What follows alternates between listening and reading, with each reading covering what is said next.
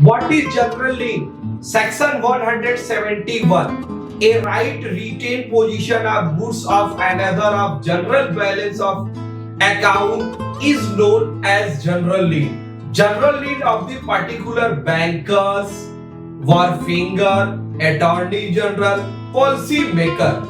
जब कोई भी बेलर के द्वारा बेली को सामान दी जाती है, लेकिन जनरल लीन कुछ कंडीशन पे लागू होता है। जो सिक्योरिटी के गुड्स आपने वहां पर गारंटी के रूप में दी गई है, अब उस गारंटी को वो सिक्योरिटी के रूप में अपने पास, लेकिन जब वह उनके अकाउंट्स कंप्लीट हो जाएंगे तो वह गुड्स को अपने कब्जे में ले सकता है।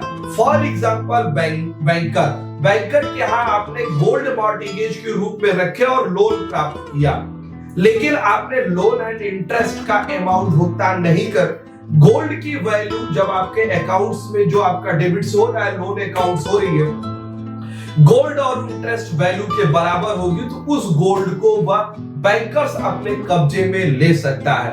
वॉरफिंगर कार्गो वगैरह में यूज हो जाती है। ये स्पेसिफिक एरिया एक्सपोर्ट इंपोर्ट पे आप एक स्पेसिफिक एरिया में कई महीनों आपकी कार्गो वगैरह शिप पड़ी रहती है, जिस पर आपको लोडिंग अनलोडिंग का कार्य चलता रहता है, लेकिन उस लोडिंग अनलोडिंग का चार्ज वॉरफिंगर कंपनियां बड़ी बड़ी होती है जिनको पेमेंट करनी पड़ती है।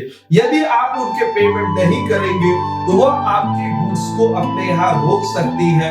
इसी प्रकार से आपका अटॉर्नी जनरल या पॉलिसी मेकर मतलब आपने जैसे LIC का इंश्योरेंस कराया है और आपने अपना एफडी आप सर्टिफिकेट डिपॉजिट करके लोन लिए हैं, तो दोनों का लोन इंटरेस्ट जब बराबर होगा तो आपकी पॉलिसी एंड मानी जाएगी। This is specific of the area in general lien. Thank you.